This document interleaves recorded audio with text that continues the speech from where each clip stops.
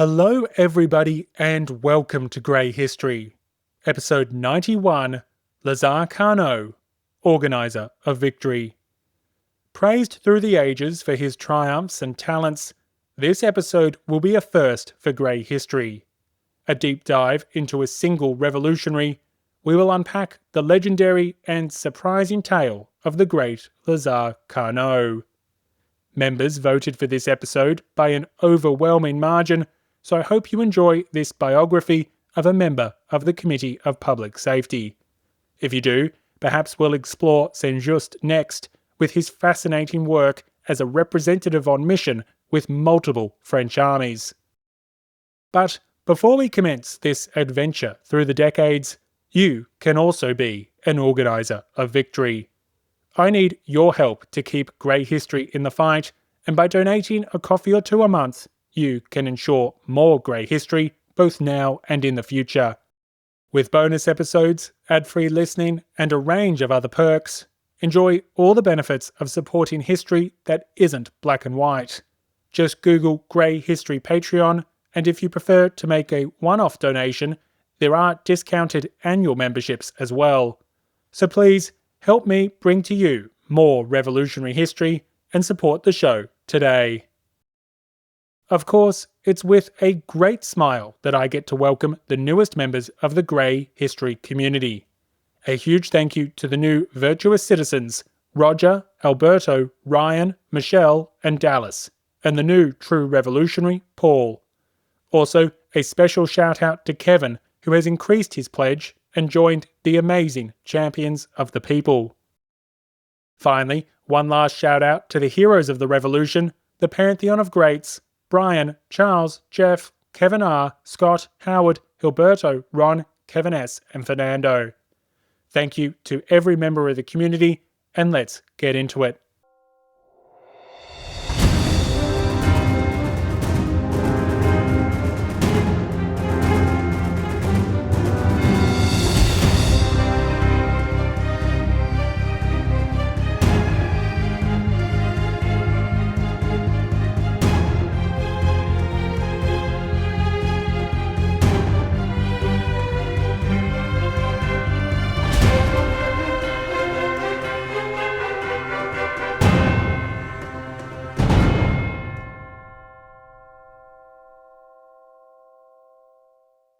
I will repeat to all Frenchmen that without Carnot, France would be partitioned amongst foreigners, her armies dissolved, the Republic an illusion, and today an absolute despotism would devour the miserable inhabitants of our enslaved soil.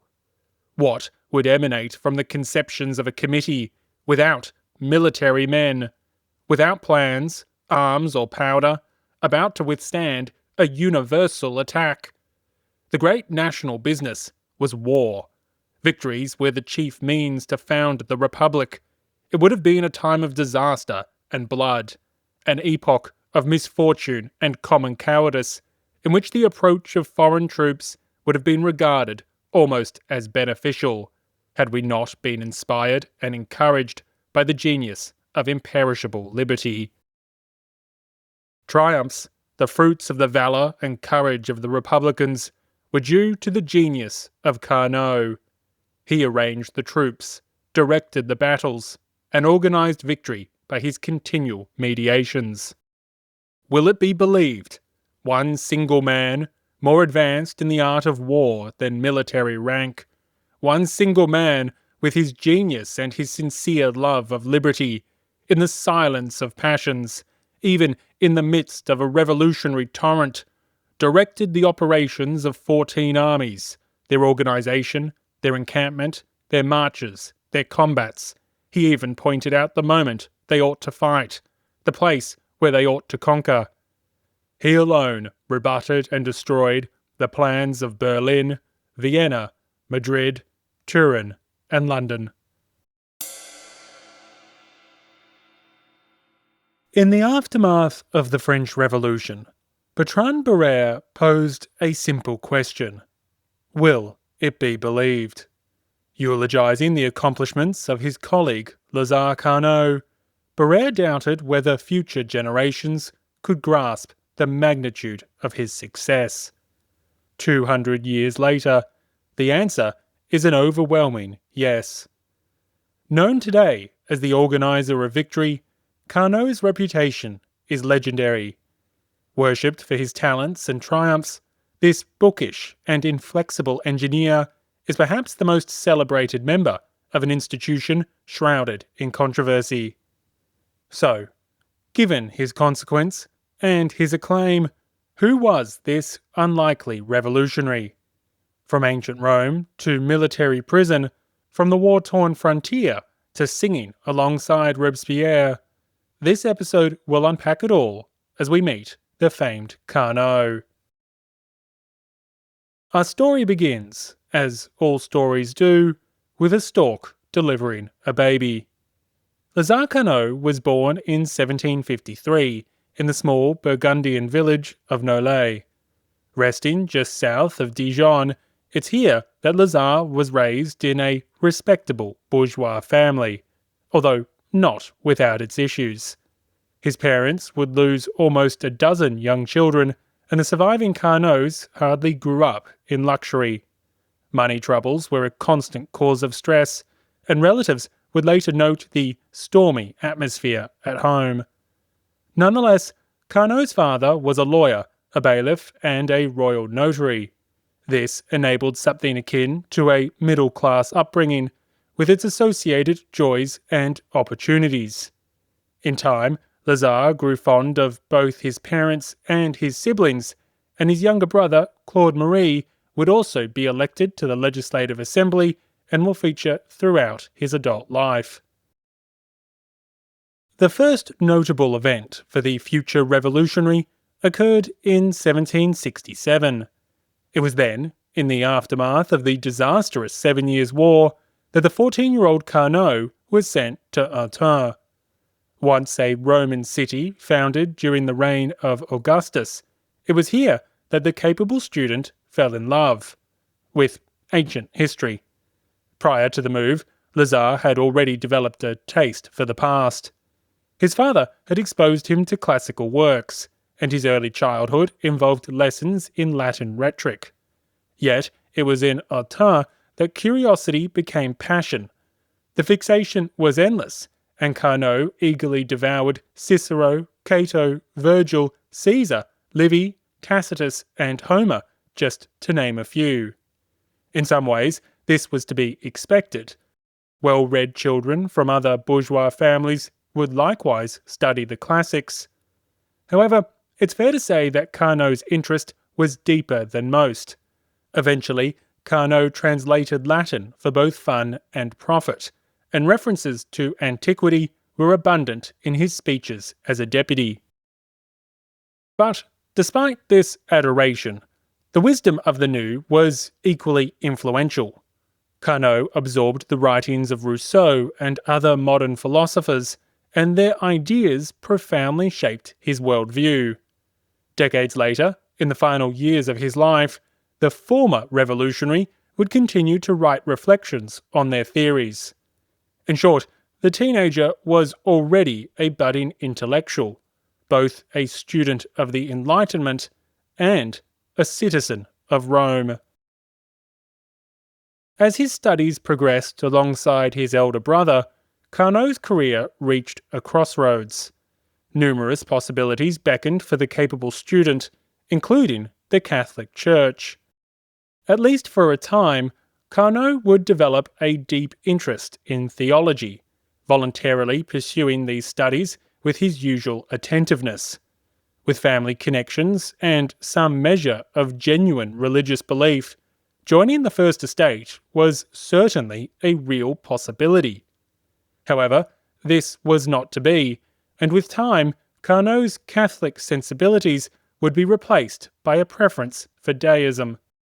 Keep that in mind, as it will become important in the future. Now, while the church was not his preordained career, the ambitious teenager would join the ranks of another ancient institution. Or at least, try to. Seeking admission into the French army, the path ahead was arduous. Carnot was a member of the bourgeoisie, and this was an era which prized nobility over merit. If a plebeian was to join the officer corps, connections would be critical. Thankfully, the eager pupil had two key advantages. Firstly, although very distant in relation, Carnot did have family in the army. I can't stress enough just how remote these ties were, but a history in the service was creatively established. Secondly, and more importantly, the Duc d'Aumont took an interest in Carnot's education. Carnot's father, a notary and a judge, was also the bailiff for the Duke. Reflecting traditional patron-client relationships, the Duc d'Aumont offered to pull the necessary strings to ensure Lazare's acceptance. However, while this was an amazing opportunity, we should note that this was only possible thanks to the patronage of an influential noble. In a recent episode of The People's Voice, Citizen Brit asked how the high nobility wielded influence and power in pre-revolutionary France. Here, with the elevation of children of a local official, one can see the dispensation of favours. Call me a cynic, but I suspect the Duke might expect some favourable adjudications in the near future. So, at the start of 1770, Carnot moved to Paris. Here, he continued his studies, preparing for the military's entrance exams by studying arithmetic, algebra, geometry, and mechanics. Interestingly, it's in Paris that Carnot briefly met the famed philosopher Jean-Jacques Rousseau. Apparently, the quick encounter went rather poorly, with the latter being irritable and unwelcoming on the day. Nonetheless, Rousseau would continue to shape Carnot's outlook, even if he had his critiques. Ranking third in a class of more than 100, Carnot was admitted into the Royal Engineering School of Mézières in early 1771. Now officially a second lieutenant, the 18-year-old was immersed in all things engineering. For the next 2 years, the agenda was hydraulics, materials, and the design and construction of fortifications. Here, Carnot thrived. Graduating as a first lieutenant in 1773, it was time for garrison duty. Initially stationed in Calais, this posting was not particularly interesting. Regarded as a bookish philosopher by some of his less intellectual comrades, the monotony of Calais did have one redeeming benefit: family. Following Lazare into the military, his younger brother, Claude Marie, was eager to become an engineer himself. Lazare could thus tutor and financially support his brother, and the student would eventually succeed in joining the French army. Yet, while Calais was hardly an idyllic seaside posting, Carnot was eventually transferred to Arras. Relocating to the northern town in 1780, it's here that Carnot met a future colleague, Maximilien Robespierre. Returning from his own legal studies in Paris, Robespierre met Carnot some 7 years before the Revolution. Both men were members of a local society, resulting in frequent occasions for encountering one another. Now, to be clear, this was not a political society like the Jacobins, but rather a place for literature and singing. Members often contributed their own work, and Robespierre even sung of a friend named Carnot. Their exact relations are disputed amongst historians, in part thanks to Robespierre's controversial legacy. After all, some scholars seek to play down the familiarity between the heroic Organiser of Victory and the tainted face of the Terror. Yet, whether casual friends or mere acquaintances, Robespierre is for the future. More important than any revolutionary colleague is Carnot's immediate work as a writer. Always comfortable behind a book, in 1783, the 30-year-old Carnot turned to writing. His first publication was an essay on machines in general, a highly scientific work reflecting his technical mind. After this, Carnot shifted to military matters, entering a contest with a eulogy on Vauban. We discussed the famed French engineer briefly in recent episodes, as Vauban was responsible for building a series of fortresses along the kingdom's frontiers. One of the most iconic engineers in all history, Vauban's handiwork regularly appears in the War of the First Coalition, including pretty much every northern French fortification in recent episodes. Praising Vauban in a series of essays, Carnot won the prize, an accomplishment which produced gain, fame, and a lot of pain. On the plus side, Carnot benefited financially from this contest, as did his reputation. In fact, Carnot's work so impressed contemporaries that the visiting Prince Henry of Prussia offered him a job. Had Carnot accepted the offer of the brother of King Frederick the Great, it's entirely possible that the famed Organiser of Victory fought for the Prussians in 1792. Luckily for the French, Carnot turned down the promised promotion, although it's a fascinating what if. Furthermore, I should point out that by this time, advancement in the French officer corps was becoming almost impossible for commoners. It's thus interesting that while facing opposition from his own military leadership, Europe's most respected army was more than willing to adopt and promote this promising plebeian. Perhaps Carnot soon regretted his choice, given future developments. Despite the applause for Carnot's essay, his work had consequences. In the 1780s, the French military was divided. The 7 Years' War had been disastrous, and debate raged as to the necessity and nature of reform. We touched on these disputes briefly while discussing the French war doctrine, and poor Carnot was about to be caught in the crossfire. Limiting ourselves to the arguments which impacted his early career, we find three opposing camps. Firstly, some military reformers wanted to embrace the daring and aggressive enthusiasm of the fabled French Élan. For this, they needed to expand the army, requiring both men and money. One obvious solution was to demolish Vauban's fortresses. Seen as a costly relic of a bygone era, their removal would free up some much-needed resources and encourage an offensive style of warfare. Furthermore, many were along the border with the Austrian Netherlands, and Austria was now an ally. Against this was the leadership of the engineers. For them, Vauban was a saint, and this small and relatively new branch of the army jealously protected their founding father. Frightened of losing their independence within a reorganised army, the engineers had no shortage of reasons to refute these heretical suggestions. Vauban's fortresses were required. No ifs, no buts. Finally, there was a third strain of thought personified by an elderly veteran named the Marquis de Montalembert. Montalembert sat somewhere in the middle, believing that current fortresses were outdated, but that wholesale demolition was madness. At the risk of oversimplification, Montalembert proposed the creation of a new style of fort, one which emphasised offensive rather than defensive capabilities. To do this, fortresses would maximise their firepower, enabling such an aggressive bombardment of besiegers that proper siege lines could never be successfully entrenched.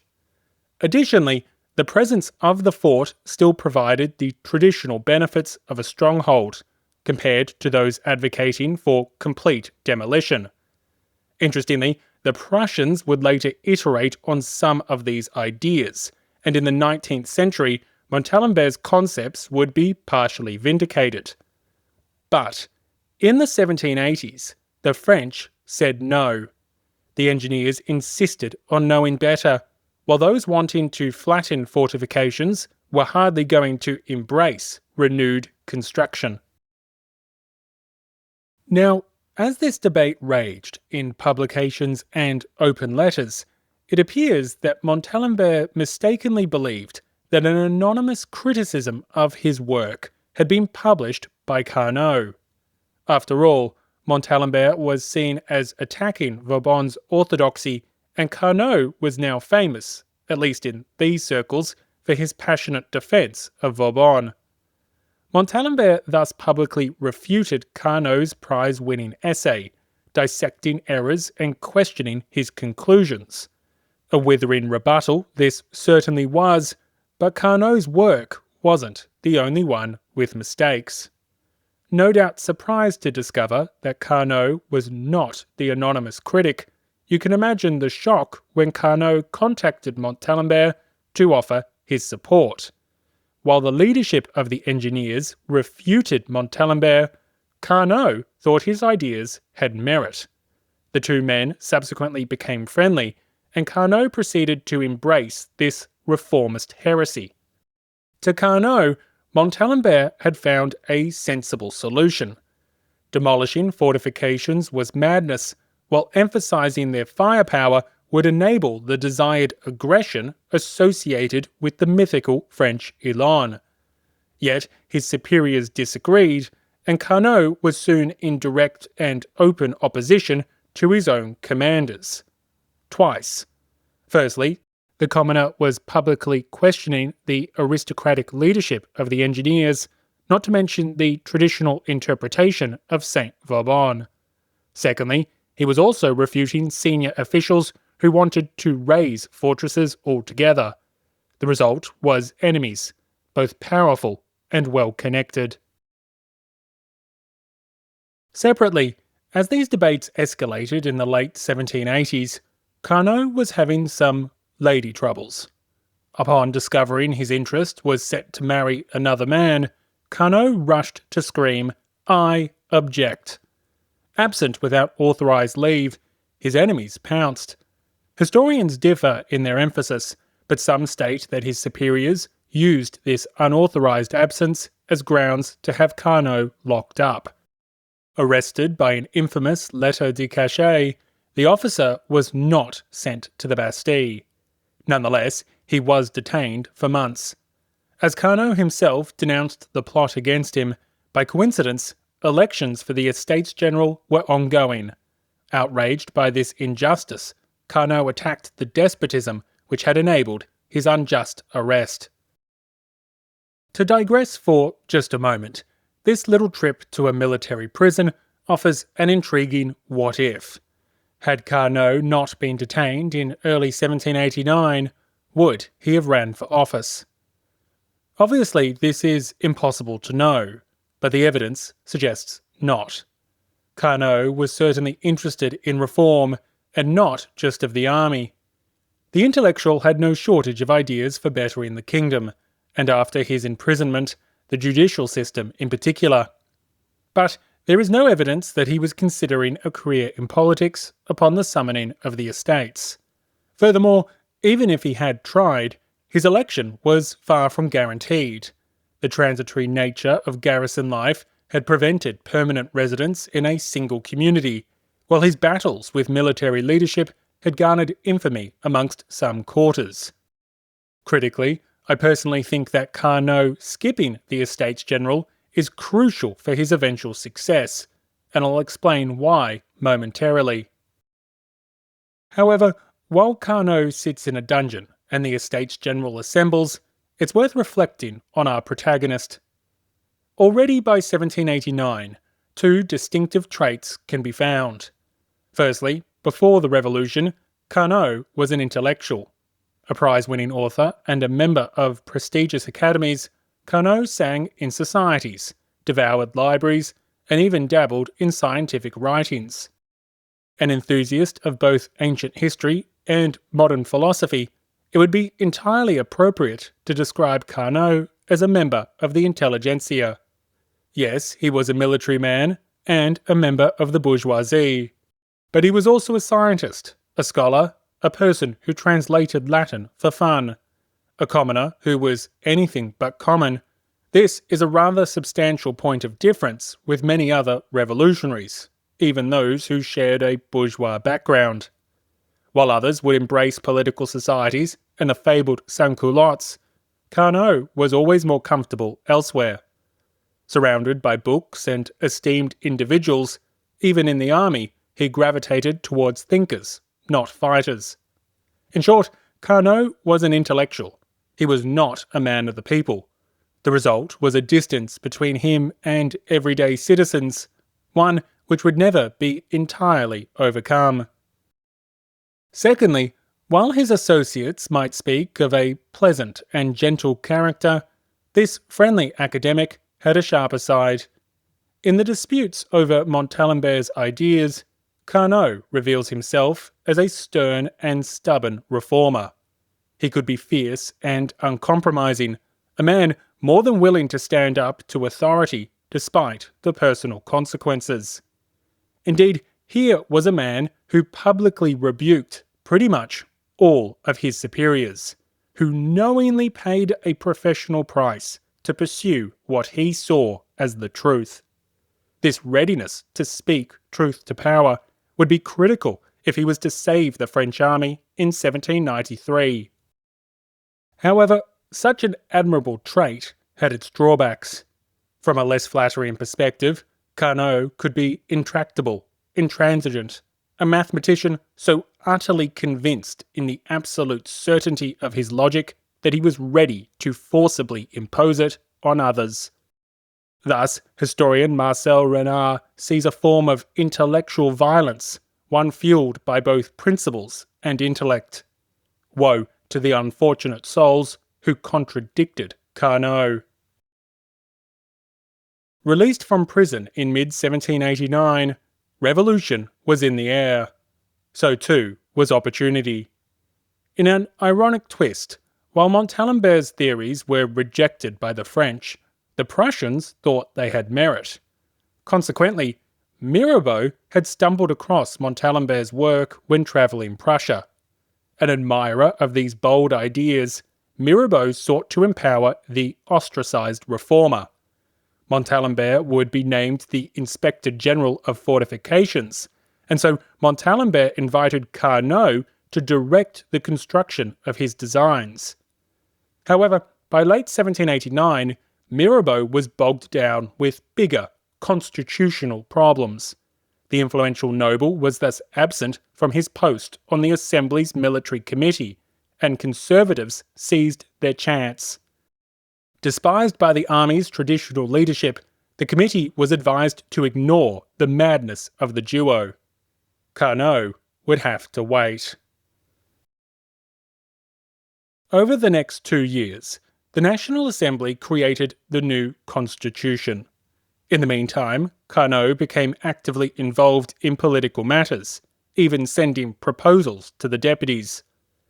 These were not limited to military reforms, but covered a range of topics, including his perspectives on the efficient management of the nationalised property of the Church. As an officer, as a prize-winning author, and as a member of renowned academies, Carnot's actions were hardly out of place. He was an eager and capable reformer, while friends and acquaintances now sat as deputies in the Assembly. If they could devise policy, why couldn't he? Critically, in 1791, Carnot joined a local political society in the northern commune of Arras. This society was officially named the Society of Friends of the Constitution of Arras, but it was affiliated with the Jacobin Club in Paris. To be clear, the Jacobins at this point in time were potentially at their broadest of definitions. Remember, in early 1791, it included everyone from Mirabeau to Robespierre and Brissot. The Feuillants would not split from the Jacobins until July, while the Girondins would soon dominate the club for much of the Legislative Assembly. It's here, with his participation in a local political society, that we should stop to examine Carnot's personal politics. Of all the members of the Committee of Public Safety, Carnot was one of, if not the most conservative.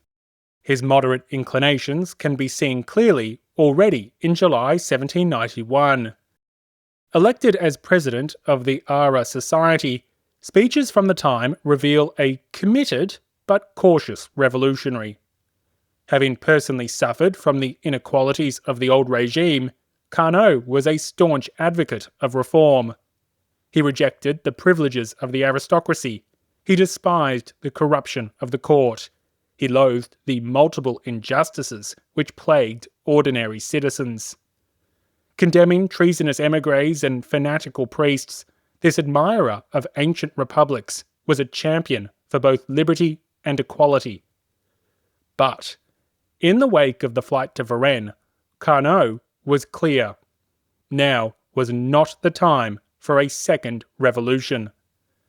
A staunch defender of order, property rights, and economic liberalism, the intellectual Carnot was wary of continued unrest. Determined to protect the gains of the era, there was little appetite for dethronement, let alone another revolution. Here are sections of a speech from July 1791, after the king's failed escape. Take note of Carnot's tendencies to emphasise respect for the law and the individual liberties of others. Your goal is to form public opinion by spreading a love of the laws, to reassure our fellow citizens against the illusion of another revolution that they would like to fear, on the one hand, and to calm, on the other, the excitement that feelings of their strength and the cowardly manoeuvres of their enemies could excite among them. It is by tyrannising no one over political systems that we prove how favourable ours is to liberty. It is by respecting all religious opinions that we claim to show that our religion is truly that religion of peace, of tolerance, taught by God Himself. It is finally by tolerating everything that can be tolerated without obviously compromising the Constitution, which we want to show how gentle and friendly this Constitution is to humanity. We watch over the safety of the laws, but it is as sentinels and not as spies or inquisitors. We believe that true liberty consists of nothing more nor less than obeying the law, that the first condition of freedom is to leave free people to themselves, and that true friends of the Constitution should be hard on themselves and tolerant to others.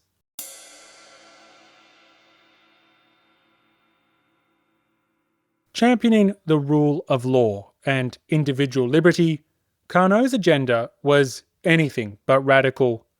As Danton and Brosseau pushed dethronement in Paris, the Jacobins of Era were warned of excess and advised moderation. It's here that I would like to pick up a thread from earlier. In 1789, Carnot sat in a dungeon. His arrest prevented any attempt to run for the Estates General, and I noted that avoiding an improbable election was key to his eventual success. In outlining Carnot's views in mid-1791, Carnot sounds a lot like a Fillon. This is a man who wants to end the revolution, not commence another. Thus, I suspect that had he sat in the original National Assembly, his legislative experience would have made him a Fillon.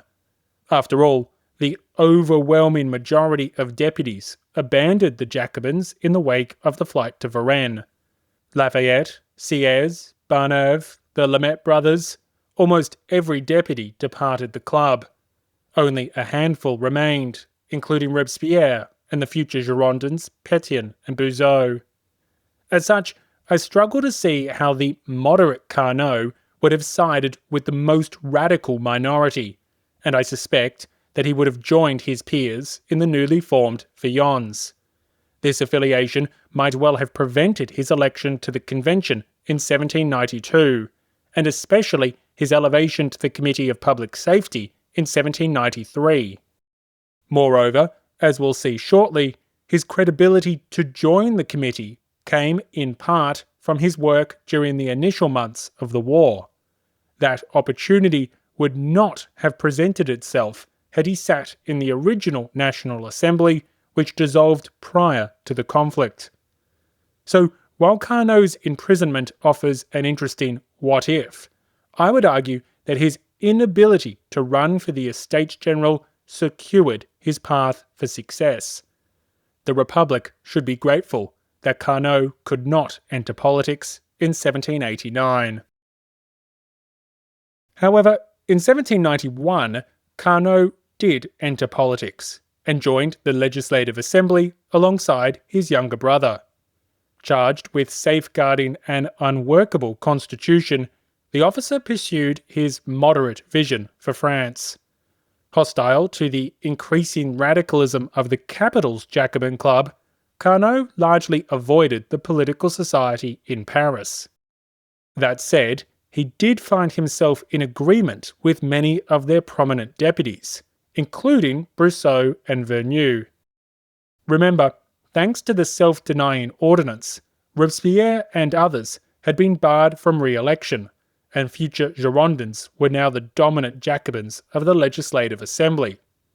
But while Carnot drifted towards some Jacobin deputies, he remained independent. The radical Democrats viewed Carnot with suspicion, and not without good reason.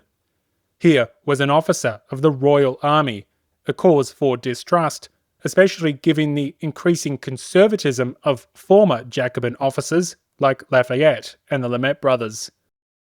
Ironically, for a man famed for his military talents, Carnot's legacy in the Legislative Assembly involves few military matters. Instead, Carnot actually served on the Assembly's Committee of Public Instruction. While there are no notable reforms from this time, Carnot did have a genuine interest in reforming public education, an interest which he'll maintain for years to come. That said, Carnot's legacy as the Organiser of Victory did start in the Legislative Assembly, although that start was rocky. Some of his suggestions were outright ignored, while one remains controversial today. Despite Carnot's reputation as a sober and celebrated engineer, the famous mathematician had his miscalculations. A matter of manufacturing pikes offers an interesting case of how even Carnot could be swept up in patriotic fantasy. On the 25th of July, 1792, France was in peril. The infamous Brunswick Manifesto was issued that very day, and the following Prussian invasion would trigger the overthrow of the monarchy just 2 weeks later. With the nation having been formally declared in danger, the Legislative Assembly heard a proposal from a cavalry captain regarding the enlistment of capable riders. This proposition was hardly controversial, but in an almost throwaway line, the captain made a second request. As he finished, he implored the Assembly to manufacture pikes to equip unarmed citizens. Having heard this petition, one deputy sprang to his feet. This was an age of gunpowder, and pointy sticks were hardly appropriate. Denouncing a truly ridiculous proposal to arm men with pikes against cannons, this deputy saw that Carnot also wished to speak. Ceding the floor to a military expert, he implored Carnot to oppose this proposal, which he considered a complete waste of time. Needless to say, Carnot went rogue. Declaring his defence and support for the captain's petition, Carnot called for the mass production of pikes. Listing their various victories throughout the centuries, he outlined their undeniable effectiveness. Acknowledging that a key predicament for the kingdom was the poorly trained nature of the volunteer battalions, he reminded his peers that pikes were easier to learn than firearms. The latter could make a new recruit useless or even dangerous, but a pike enabled immediate success. Furthermore, pikes could be used for offensive and defensive capabilities, and manufactured with speed. As such, Carnot called for the creation of at least 2 million pikes, so that every able citizen had his own. With the homeland in danger, The humble pike would convert citizens into soldiers. The nation would be saved. Now, if I was to be generous to Carnot, his ideas did have some merit. Bringing a pike to a gunfight was better than bringing nothing at all, and his support was in part fueled by a lack of sufficient firearms. Pikes could be forged faster, required less training, and they were also cheaper and easier to produce. Moreover, Carnot was explicitly clear that the manufacturing of pikes should not slow down that of firearms, so this was not a case of either or. Given the state of emergency, every weapon had utility, even the simple pike. But a less generous interpretation sees how even the mighty Carnot could be prone to what historian David Bell terms temptations of fantasy. Pikes were not about to make a resurgence in the First Total War, and their absence for much of the last century was not without reason.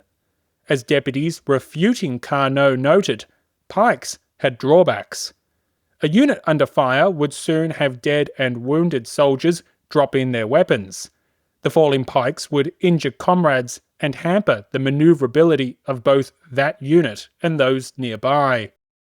Moreover, wielding pikes in an effective way still required training, and their use against modern cavalry was questionable when the enemy could simply stop and shoot with a pistol. However, this does open an intriguing question. If pikes were so unsuited for the Revolutionary and Napoleonic Wars, why was Lazare Carnot, the famed Organiser of Victory, willing to embrace them?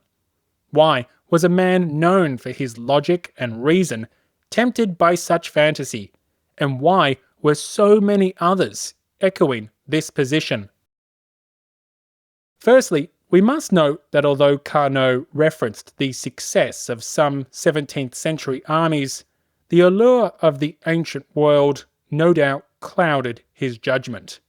Alexander the Great had conquered with the phalanx and pike, and Carnot cited both Macedonia and Rome as he made his case.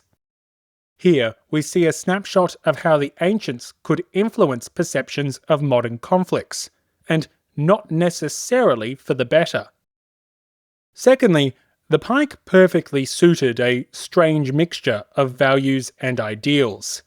In the past, we've already discussed the belief in the French élan, with the national character allegedly suited for enthusiastic and daring assaults. Some believed that natural aggression could overcome the rigid discipline of the enemy. Armed with pikes, the brave French would triumph over tyranny, irrelevant of modern weaponry. Now, perhaps this idea was not so outlandish when one looked at recent history in Paris. At least in the popular imagination, counter-revolution had been defeated by pikes. The storming of the Bastille, the October Days, the overthrow of the monarchy, the purging of the Girondins. These were just some of the many occasions where the people had conquered reaction. Moreover, the people had done so with pikes. Yes, they also did it with cannons and firearms, but as propaganda regularly showed, it was the pike which was the foremost protector of liberty. Having crushed despotic and better armed enemies in Paris, why was the battlefield any different?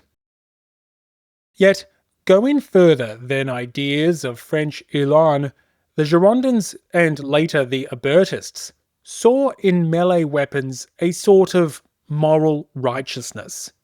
Like knights who resented the gunpowder age, there was something immoral with the cold and distant nature of modern warfare. This was a crusade for universal liberty. It was not a mere matter of strength, but a test of one's courage and virtue. Channeling the heroes of the ancient world, free citizens would fight man to man, face to face, and find themselves regenerated through this trial of combat. Of course, these ideals may sound a little insane to us, but they also sounded bonkers to some contemporaries, warning that France's enemies did not attack with slings and pikes, but with firepower directed by scientific calculations. One deputy stood to denounce the proposal that France should arm itself with the weapons of savages. Rejecting this, another deputy soon replied, to much applause, that France should emulate the ancients. If we have not been either Spartans or Athenians, we should become them. The enthusiasm for liberty will raise us to their level. So the French, at least in the eyes of some, should echo ancient warriors. Virtuous crusaders armed with honourable weapons, the French elan would ensure pike-wielding citizens triumphed over Persian, no, Prussian despotism. Now, just to reiterate, glorified spears would not be making a comeback.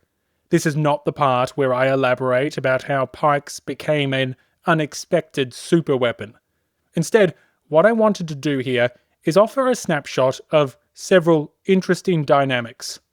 Firstly, how the legacy and admiration of the ancient world could influence revolutionary debates. Sometimes this was for the public good, but others less so.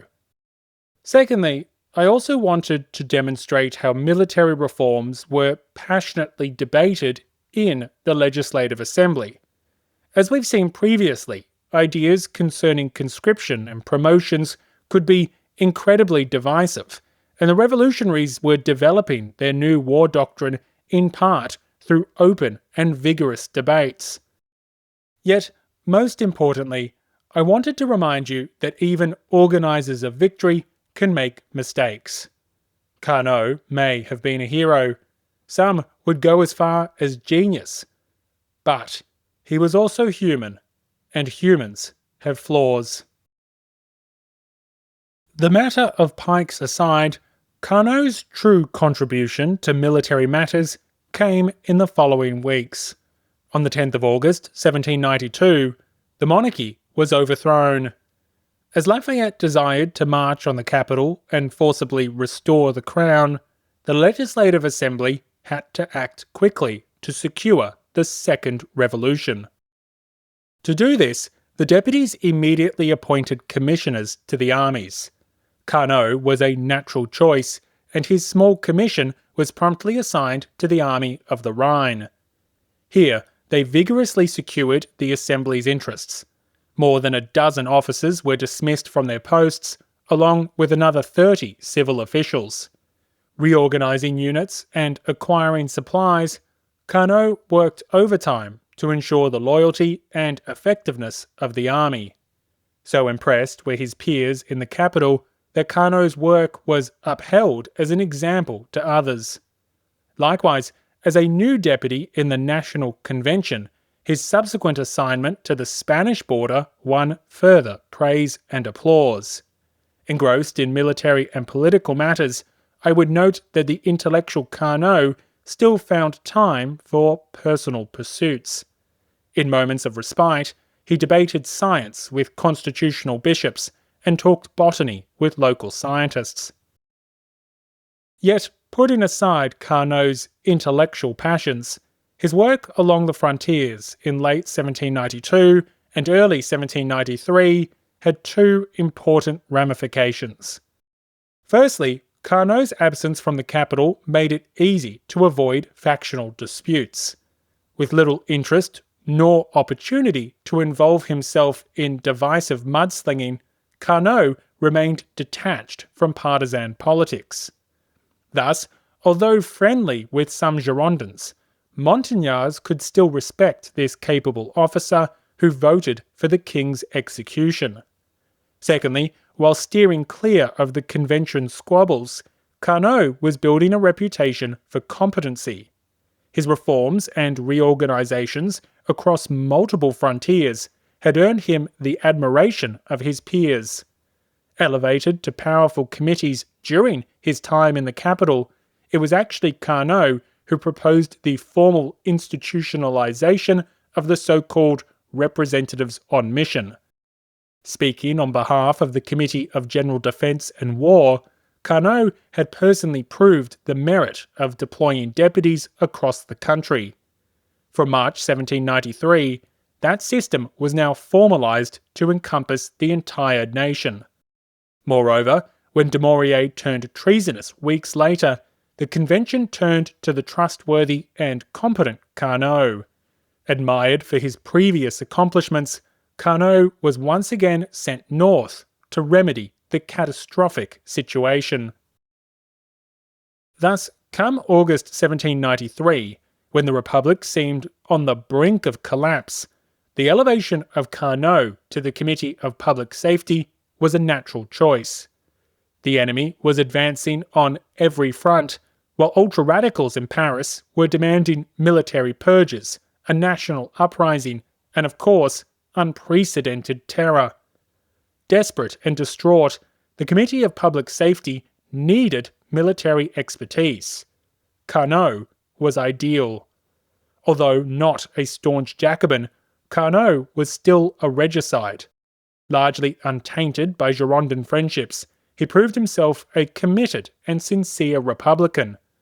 Already respected for his military knowledge, the past year had enabled him to demonstrate his extraordinary capacity to reorganise and rejuvenate multiple armies. With the convention considering the mass mobilisation of the entire Republic, who better to oversee the task? Here was an experienced officer, unbound by traditional dogma, who had proven himself on 3 frontiers. Barrère, famed for his reputation as the mouthpiece of the Committee of Public Safety, takes credit for suggesting the obvious.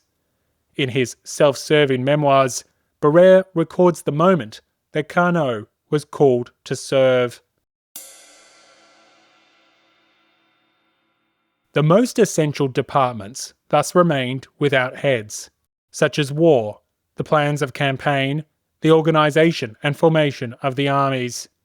In a word, the public defence, in munitions as well as in men.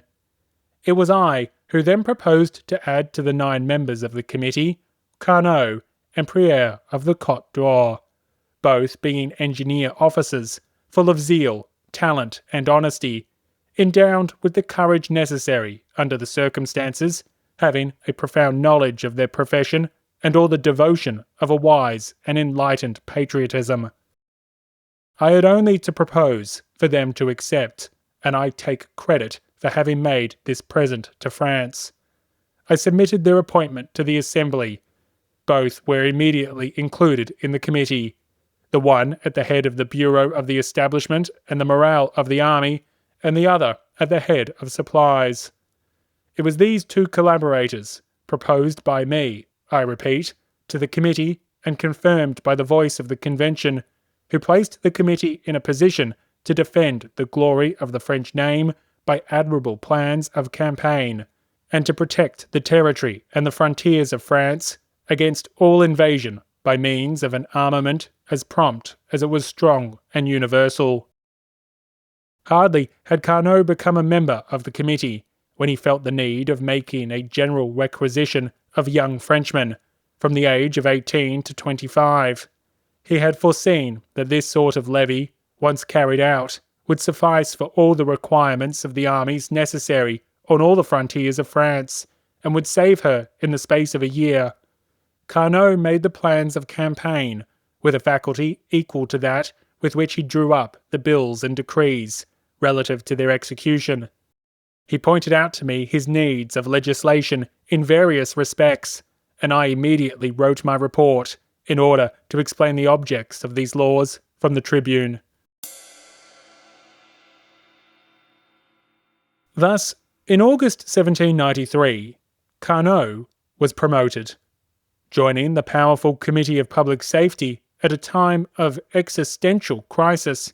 The Republic's future success was anything but guaranteed.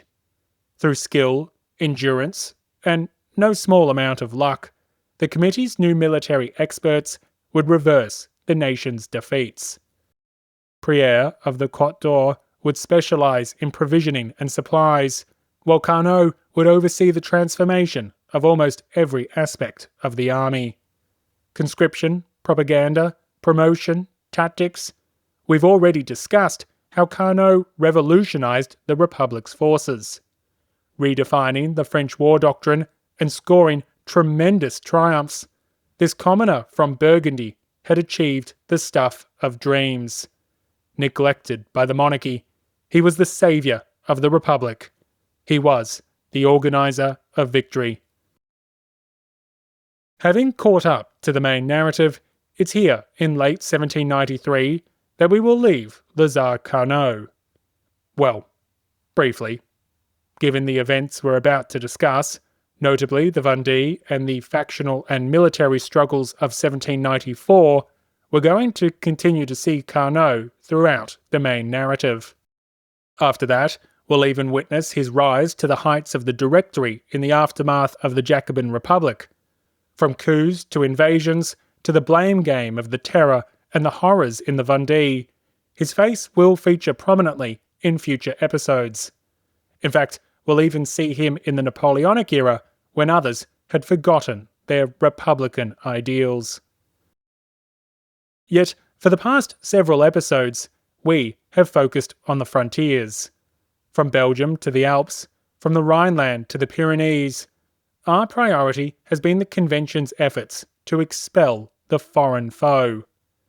But what of the enemy within? Western France was ablaze with rebellion, and a royalist and Catholic army marched throughout the land. Thus, it's time to return to one of the most violent and controversial chapters of the entire revolution, the Civil War in the Vendée. Thank you for listening to episode 91, Lazare Carnot, the Organiser of Victory. As always, thank you so much for the support of the Grey History community, as this would not be possible without you. If you're enjoying Grey History, please support the show by recommending it to friends and family, or by donating a coffee or two a month and joining the community at patreon.com. I look forward to welcoming you personally. After the Civil War in the Vendée, it's possible that we cover Saint-Just's role as a representative on mission to the armies. If that's of interest, please let me know. Thank you for listening, stay safe, and have a great day.